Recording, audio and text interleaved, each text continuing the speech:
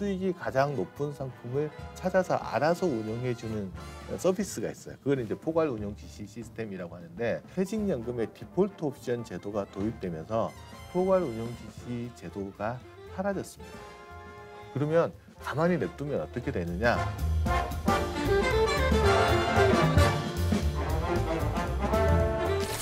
평안한 은퇴 생활을 위해서 노후 준비는 미리미리 해야 됩니다.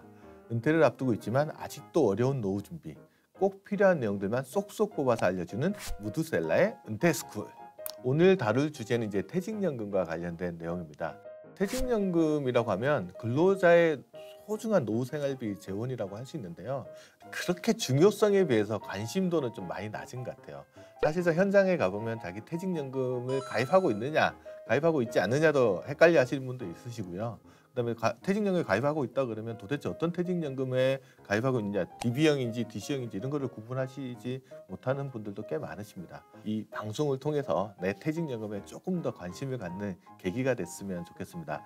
자, 그러면 이제 퇴직연금의 자산을 관리할 때는 자신의 투자 스타일에 맞춰서 좀 신중하게 좀 관리할 필요가 있는데, 어떻게 관리하면 좋은지 지금부터 차근차근 조근조근 설명해 보도록 하겠습니다. 혈액형 혹시 어떻게 되세요? 제가 예전에 이 질문을 한번 했다고 완전 옛날 사람 취급을 받은 적이 있거든요. 요즘 혈액형 대신 뭐 MBTI나 이런 거 많이 물어보잖아요. 여하튼 뭐 혈액형이 됐든 MBTI가 됐든 이 이야기를 제가 갑자기 왜 꺼냈냐 그러면, 사람들의 복잡다단한 성격들 같은 거를 이제 혈액형이나 MBTI 가지고 다 설명을 할 수는 없잖아요. 하지만 이게 또 전혀 쓸모없는 것 같진 않아요. 왜냐하면 몇 가지 정보만 가지고 그 사람에 대해서 이해를 하고 또 설명할 수 있으면 꽤 유용할 수도 있을 것 같거든요. 그래서 한번 좀 생각을 해봤습니다.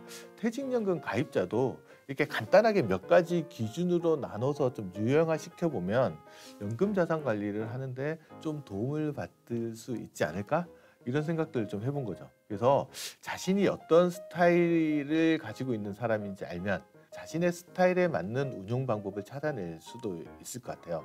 그래서 그 자산 관리가 조금 더 평안해지고 좀 더 퇴직연금 자산을 잘 관리할 수 있지 않을까. 그래서 이제 자신의 스타일을 찾는 작업들 한번 해보시면 도움이 될 것 같다. 그렇다면 퇴직연금 투자자의 스타일을 좀 어떻게 구분할 수 있을까? 그래서 제가 고민을 좀 해봤어요. 그래서 퇴직연금 가입자의 특성을 감안해 보면 한 2가지 정도 기준을 가지고 퇴직연금 가입자의 스타일을 좀 구분할 수 있지 않을까? 첫 번째 기준은 그럼 뭐냐 그러면, 원금 보장이냐 수익 추구냐. 퇴직금은 노후 생활비 재원이기 때문에 원금은 지켜야 되겠다. 그래서 원금은 지키면서 아주 안전하게 운용해야 된다. 이렇게 생각하는 사람들을 제가 원금 보장형에 속한다라고 한번 구분할 수 있을 것 같아요. 반면에 이게 아무리 그래도 시중금리 이상의 수익은 내야 되지 않을까? 적어도 물가 상승률 이상 임금 상승률보다는 나은 수익을 얻어야 된다. 그래서 좀 적극적으로 투자해서 수익을 추구하시는 분들, 이거를 수익 추구형으로 좀 구분을 할 수 있을 것 같아요. 2번째 기준은 그럼 뭐냐? 적극 탐색 스타일이 있고요. 소극적인 관리 스타일이 있을 수 있어요. 좀 더 높은 금리 아니면 수익을 주는 금융 상품이 있으면 적극적으로 막 탐색하시는 분도 있으시잖아요. 그런 분들이 이제 적극 탐색형에 해당된다고 보실 수 있습니다. 반면에 그냥 뭐 시중금리 변화나 수익률 변화에 그렇게 민감하지 않으신 분들도 계세요. 웬만하면 뭐 가입한 금융상품 그냥 두고 그냥 잘 되지 않겠어? 뭐 이렇게 소극적으로 관리하시는 분들도 있을 수 있을 것 같아요. 그러면 기준을 제가 2가지를 말씀을 드렸잖아요. 원금 보장형과 수익 추구형, 적극 탐색형과 소극 관리형, 이 2가지 기준을 적용을 하게 되면 퇴직연금 가입자를 이렇게 보면은 2가지 기준 적용해서 나누면은 사사분면상에서 한 4가지 스타일로 구분을 할 수 있을 겁니다. 이 4가지 스타일에 맞는 퇴직연금 운영 방법은 이제 지금부터 하나씩 살펴보고요. 또 요즘 이슈가 되고 있는 퇴직연금의 디폴트 옵션 선정할 때도 이 4가지 스타일에 맞게끔 운영을 해보면 조금 도움이 될 것 같습니다. 첫 번째, 적극 탐색 원금 보장 스타일. 원금은 지키면서 최대한 수익은 내고 싶다. 이 스타일에 속하는 사람들의 마음을 한마디로 표현하면 이걸로 표현할 수 있을 것 같아요. 원금은 지키고 수익은 최대한 내고 싶다. 그래서 수익 더 많이 주는 상품들이 있으면 적극적으로 찾아 나서는 사람들이 여기에 해당한다고 보실 수 있겠죠. 그래서 투자 상품은 좀 꺼리지만 원리금 보장 상품 중에서는 수익 많이 주는 금리가 높은 상품들을 적극적으로 찾아내는 분들이 여기에 해당된다고 보죠. 보통 이제 보수적이면 적극적이지 않다라고 생각하는데 이분들은 보수적이지만 적극적인 스타일에 해당된다라고 보실 수 있겠죠. 그래서 이제 원리금 보장 상품이 맡길 때도 이분들 어떻게 하냐? 은행보다는 상호저축은행 같은 걸 많이 찾고요. 그리고 또 보험사의 GIC라고 하는 이율 보증형 보험이 있거든요. 보통 예금보단 금리를 조금 더 주는 경향이 있어요. 그래서 뭐 보험사 GIC, 증권사로 가면 또 ELB라고 하는 상품들이 또 출시되어 있거든요. 그래서 은행 예금이냐, 상호저축은행 예금이냐, 보험사의 GIC냐, 뭐 증권사 ELB냐 이런 것들을 다 찾아다니면서 높은 금리를 주면 그거를 찾아냅니다. 그리고 또 높은 금리를 준다 그러면 보통 예금자 보호 한도가 정해져 있잖아요. 그 예금자 보호 한도에 맞춰 가지고 자산을 쪼개 가지고 나눠서 예금자 보호 한도 내에서 운영하는 그런 불편함까지도 마다하지 않아요. 이분들이 과거에는 어떤 거 많이 이용했냐 그러면 원리금 보장 상품들 군을 만들어 놓고요. 그 중에서 포괄 운용 지시를 하게 되면 매년 원리금 보장 상품이 그러니까 만기가 돌아올 때 있잖아요. 그때마다 그 내가 지정해 놓은 군 내에서 수익이 가장 높은 상품을 찾아서 알아서 운영해 주는 서비스가 있어요. 그걸 이제 포괄 운용 지시 시스템이라고 하는데 그거를 운용해서 활용하시는 분들도 꽤 많았거든요. 근데 앞으로 좀 조심하셔야 됩니다. 뭐냐 그러면 퇴직연금의 디폴트 옵션 제도가 도입되면서 포괄 운용 지시 제도가 사라졌습니다. 그러면 가만히 냅두면 어떻게 되느냐? 만기가 도래한 상품들을 가만히 냅두면 이제는 수익률 높은 상품 찾아서 알아서 가입해 주는 게 아니고요. 현금성 자산으로 남아서 아주 낮은 금리로 운영될 가능성들이 있거든요. 그래서 뭐 이런 부분들을 하면 이제 만기 관리에 훨씬 더 신경을 더 많이 써야 되겠죠. 근데 이분들은 적극 탐색형이기 때문에 제가 보기에는 만기가 도래하면 그 전에 미리 다 수익률 높은 사람도 알아서 잘 찾아서 할 거기 때문에 이 디폴트 옵션이 적용될 때까지 내버려 두지는 않으실 것 같습니다. 그렇다고 하더라도 이런 부분들이 바뀐 내용들이 있으니까 좀 고민을 해서 좀 관리를 하시는 게 필요하고요. 이분들한테 적합한 디폴트 옵션 상품은 어떤 게 있냐라고 말씀을 드리면 뭐 예금 중에서 금리 높은 거를 찾아 놨을 거예요. 근데 예금이라고 하면은 은행 것도 있고요. 우체국 것도 있고요. 그다음에 상호저축은행 것도 있는데 현재 디폴트 옵션 상품으로 제시되고 있는 것들은 어떤 거냐 있냐면 상호저축은행 것들은 제시가 되고 있지 않습니다.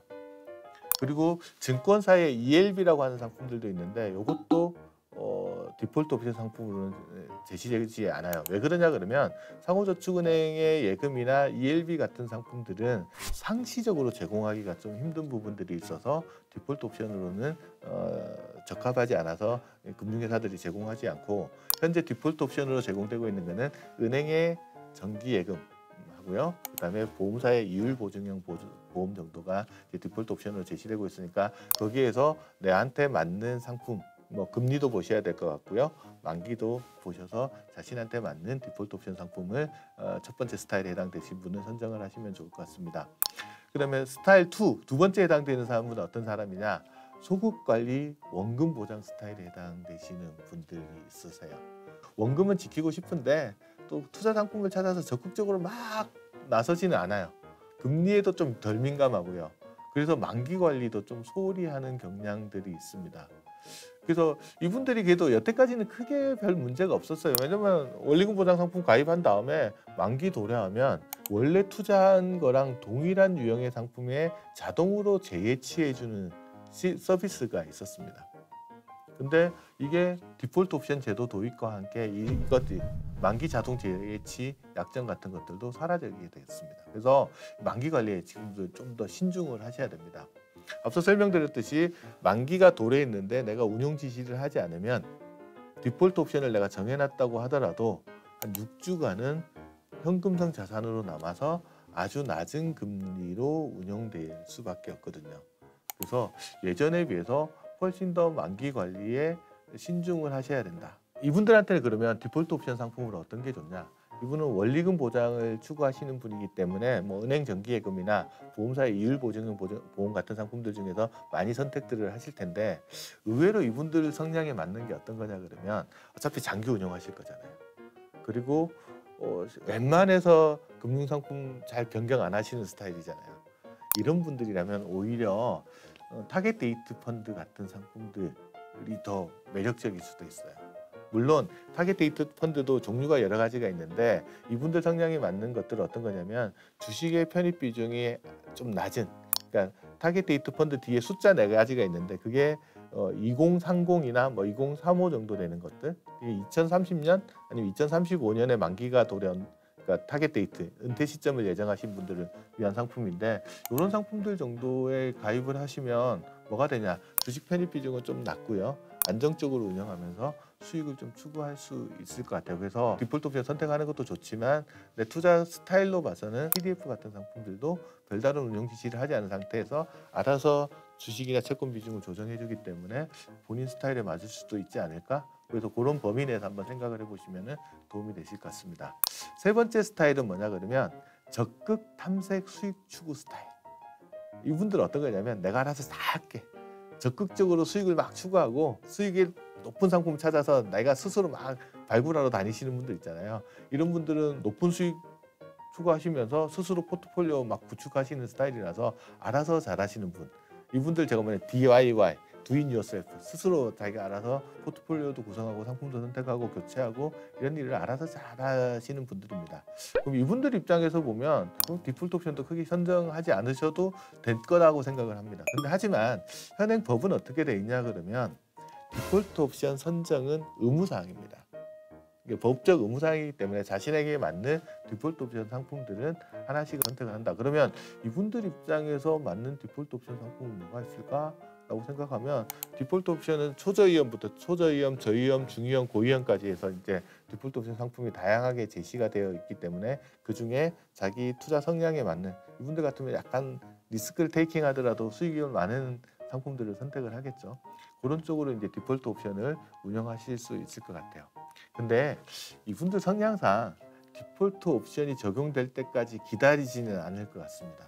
오히려 이분들은 디폴트 옵션을 다른 개념에도 활용할 수 있을 것 같아요. 어떤 거냐 그러면 디폴트 옵션 상품을 스스로 찾아가지고 미리 가입해 버릴 수 있어요.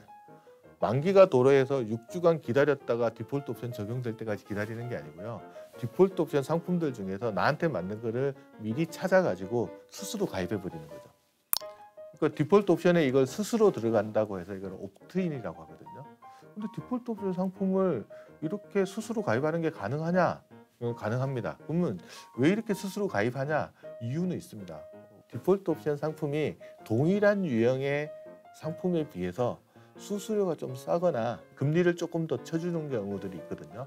그렇기 때문에 디폴트 옵션 상품에 그렇게 선택을 스스로 들어가는 경우들이 있습니다. 예를 들어서 디폴트 옵션 상품에 제시되고 있는 원리금 보장 상품이 동일한 회사에서 나오고 동일한 만기를 가진 거에 비해서 금리를 조금 더 줄 수도 있고요.